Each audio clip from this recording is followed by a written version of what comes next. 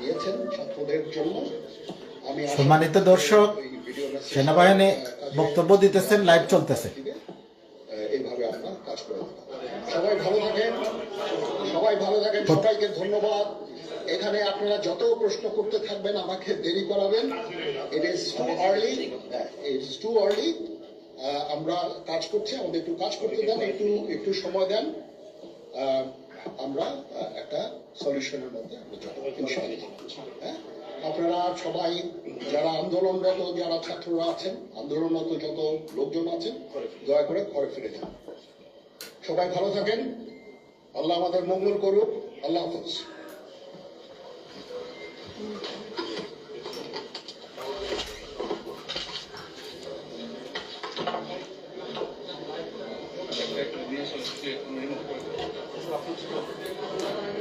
সম্মানিত ভিউয়ার্স, সেনাপ্রধান জাতির উদ্দেশ্যে বক্তব্য দিয়েছেন। সর্বদলীয় মিটিং হয়েছে। আমরা দেখছিলাম জেনারেল ওয়াকারুজ্জামান শেখ হাসিনা পালিয়ে গেছে। গণমাধ্যম কর্মীদের সঙ্গে এবং যে বার্তা তিনি দিলেন, সেনাবাহিনী শান্তি শৃঙ্খলা বজায় রাখার ক্ষেত্রে কাজ করবে এবং আন্দোলনরতদের ঘরে ফেরার আহ্বান জানিয়েছেন। কেন এই আহ্বান, সেটি নিশ্চয়ই এতক্ষণে দেশবাসী, গোটা জাতি স্পষ্ট হয়ে গিয়েছে।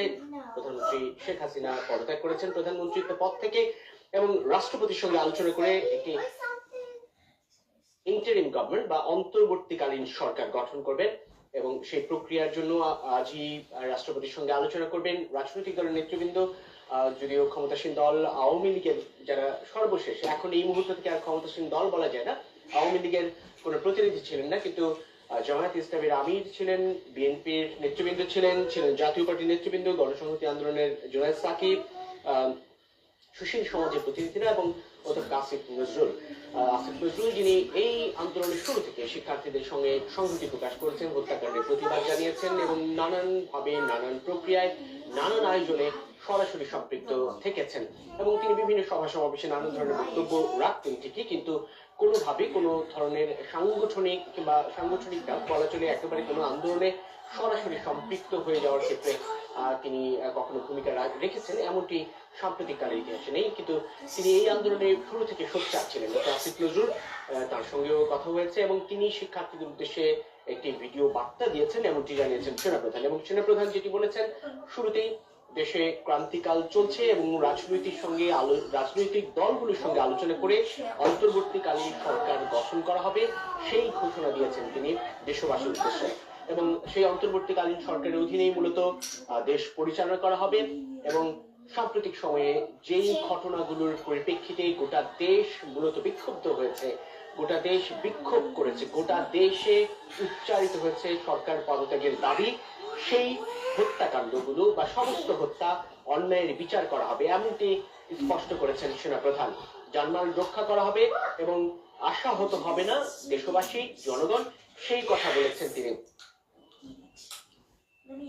আমরা প্রধানমন্ত্রীর কার্যালয়ে যাচ্ছি। আপনারা দেখতে পাচ্ছেন বাংলাদেশের প্রধানমন্ত্রীর কার্যালয়, যেখানটায় বলা চলে আনুষ্ঠানিকভাবে এই ঘোষণার আগেই, সেনাপ্রধানের এই ঘোষণার আগে তিনি পদত্যাগ করেছেন শেখ হাসিনা এবং এখন এই মুহূর্তে এই বাংলাদেশের প্রধানমন্ত্রীর কার্যালয়ে গণমাধ্যম কর্মীরা প্রবেশ করছে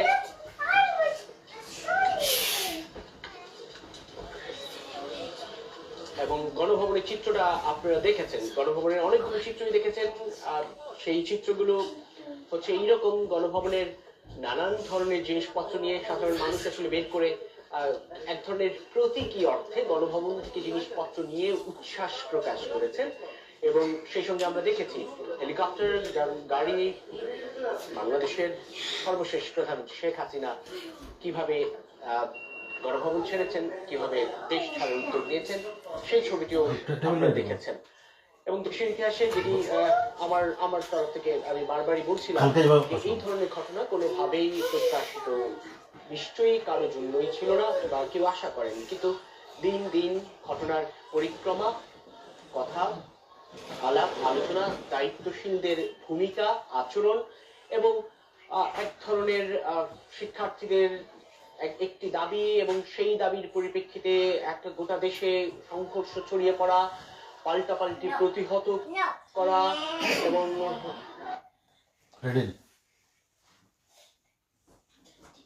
সাধারণ শিক্ষার্থীদের মুখোমুখি রাজনৈতিক দল সম্মানিত ভিউয়ার্স, এতক্ষণ আপনারা দেখলেন, এখন কি পয়েন্টগুলো নিয়ে আলোচনা করি।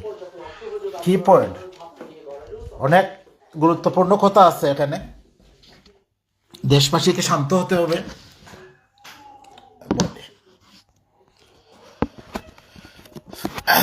সম্মানিত ভিউয়ার্স, আপনারা যারা শুনছেন, সর্বদলীয় মিটিং হয়েছে, আপনাদেরকে মানে আপডেটগুলো দিতেছে।